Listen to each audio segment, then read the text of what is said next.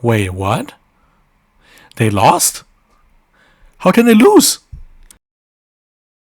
Hey, what is up, guys? We are back with another review from Chuang Asia Season 2. This time we have the first public stage of the season, and oh boy, do we have some real bangers coming up. So let's get straight into it. Before we go to the main stages, let's first take a look at the spin-off episode where they formed the teams. So this is how it works. We have 10 teams and 10 centers. 5 of them will come from Class A, and 5 of them will come from the other classes combined. If I'm not completely mistaken, they let the trainees vote who are the strongest trainees in Class A, and 5 of the 8 will be automatically selected as centers.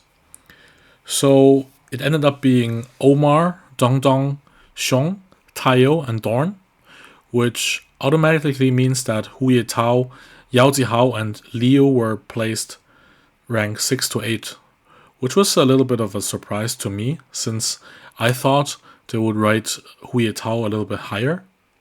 Now, the rest of the centers are actually chosen by Class A members, which are Koshin, KK, Shoya, Ninja, and Sunny, who we haven't seen too much from.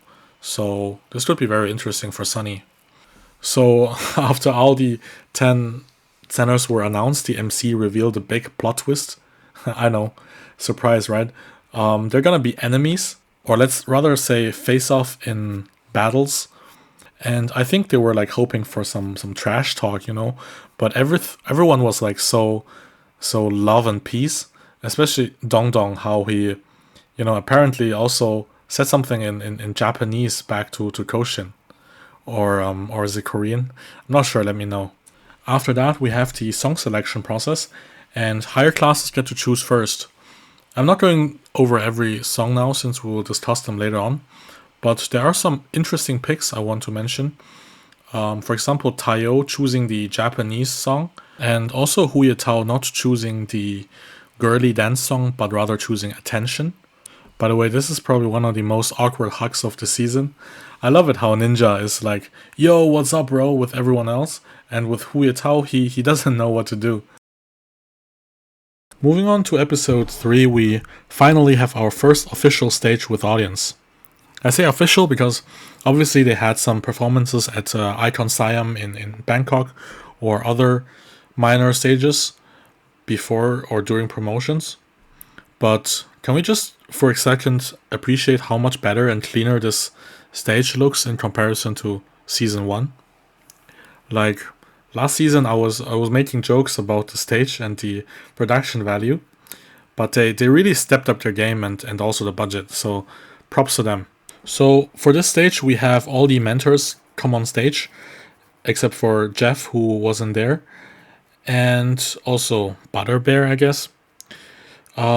I thought Bam Bam is doing a really good job. He kind of makes a good host, balancing both serious parts and also comedic relief. And then you have the 8, basically the voice of Tencent and the Chinese audience. The only thing that I didn't like was this mentor battle thing, where they would choose a team before the actual show. Like, that is definitely going to impact the audience and maybe even the performers themselves, right? Especially when all 4 of the mentors are voting for the same team. Like, why would you do that? I mean, last season we had mentors splitting up and doing funny punishments, like the push-up challenge between Ten and Mike, which was actually quite fun and entertaining, but for this one, I don't know. Anyways, the mentors decided to vote for Team A, so they chose to go second and let the sexy team go first, which consists of center KK, Smart, B, Hongjin, Jiahao, and Ivan. I mean, is it just me, or is it the first time we see Ivan on screen? Anyway, so this time they decided to split the first stage into 2 episodes to have these really long-ass intro videos. And I gotta say, I actually like it, because this way I got to see all the trainees and remember them each by their names, where in the last season you barely see some footage of, other than the favored ones. But then again, I also understand people saying that it is not fair for groups who perform in episode 4 because they have less time to get votes, right? So I think it's really a kind of tricky thing, and we have to see how Tencent or VTV is going to balance it out. For the performance itself, it was better than expected because the trainees were mostly from the lower classes. I liked Hongjin before, and he again delivered. Also, I think B was really outstanding for me. First time I actually recognized him, and he was really solid. For their battle opponents, we have Team A with Omar as center, Xichen, Pete, Junhan, Jingyu, and Aguang. Again, just butchering these names, but forgive me, please.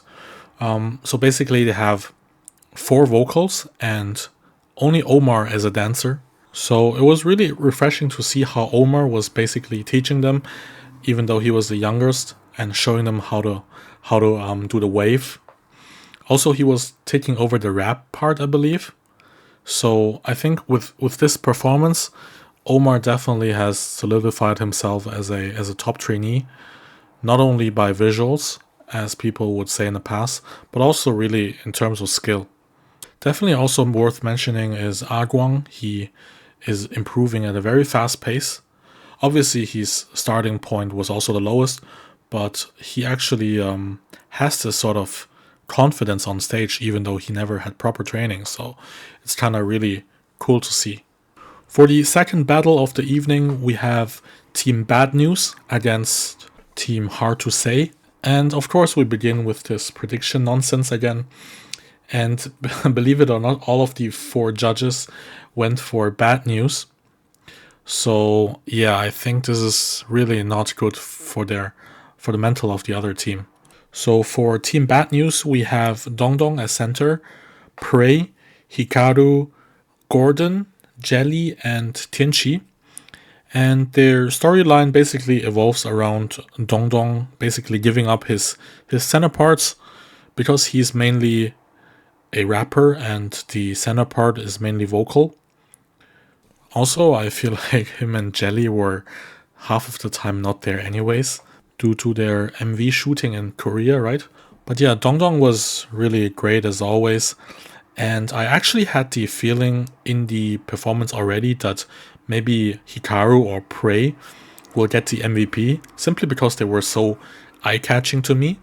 And happy for Prey that he actually got some recognition after he couldn't do the flip, I believe he wanted to do, right? So yeah, let's move on to my favorite group of the evening, which was Hard to Say, with Koshin as center, Yuchen, David, Rexy, Dewey, and Weiji.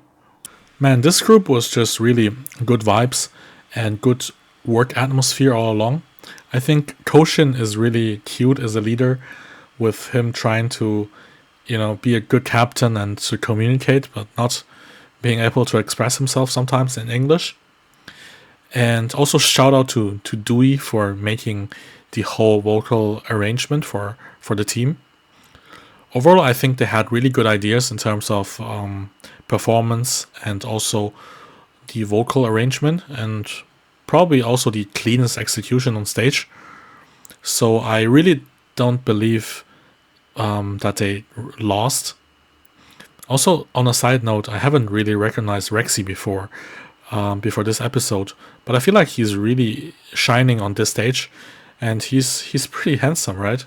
After this group, there was another performance by Group Attention, but I think we will do this next time when we also see their opponents. So yeah, this concludes our episode 3 review.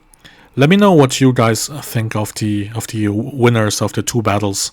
Was it deserved, or do you also think that maybe Hard to Say was better? Yeah, let me know in the comments, and always happy if you leave a comment or a like. And see you in the next one. Peace.